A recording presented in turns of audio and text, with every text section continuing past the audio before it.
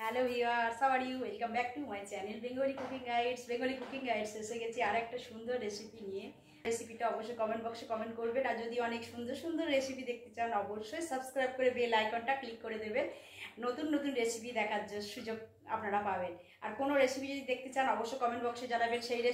সেই রেসিপিটাই আমি দেখাবো আমার ফেসবুক পেজ। আজকে আমি বিফ বানাবো। বিফের জন্য দেখুন আমি এটা দুটো শুকনো লঙ্কা, কিছুটা গোলমরিচ আর জিরে আমি কিন্তু এখানে ভিজিয়ে রেখেছি। রসুন নিয়েছি বেশি, 1.5 ইঞ্চি আদা নিয়েছি, আর রসুন নিয়েছি 8 কোয়া।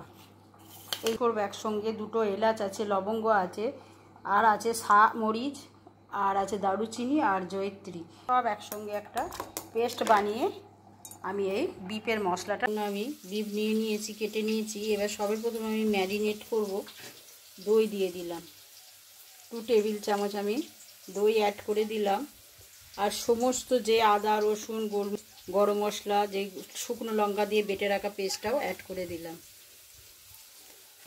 আর দেব 1 চামচ ধনিয়া গুঁড়ো, আর কাশ্মীরি লঙ্কা গুঁড়ো 1 টেবিল চামচ, হলুদ গুঁড়ো দেব 1/2 চামচ, দেব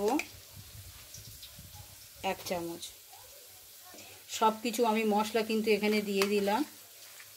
কোনো মশলা, শুধু গরম মশলা অ্যাড করিনি। বড়টা কুকার দিয়ে রান্নাটা করবো। 4 টেবিল চামচ। আর দেবো 1 চামচ ঘি। ঘিটা আমার হোমমেড ঘিয়ের রেসিপি আমার চ্যানেলে দেওয়া আছে। তেলটা গরম, দুটো তেজপাতা, দুটো শুকনো লঙ্কা আর গোটা গরম মশলা ফোড়ন।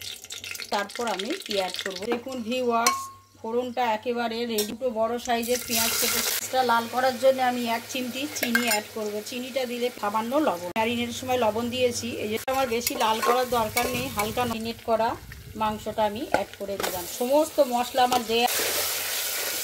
দেখুন বিফটাকে আমি এইভাবে কষিয়ে নিচ্ছি। কত জল বেরোচ্ছে দেখুন। আমি এখন দুটো সিটি দেওয়ার পর দুটো সিটি হয়ে গেছে। এবার দেখুন দুটো সিটি দিয়ে নিয়েছি, তাও এতটা এখনো জল আছে। 1 চামচ আমি মিট মশলা অ্যাড করে দিলাম, আর 1/2 চামচ ধনিয়া গুঁড়ো দেব।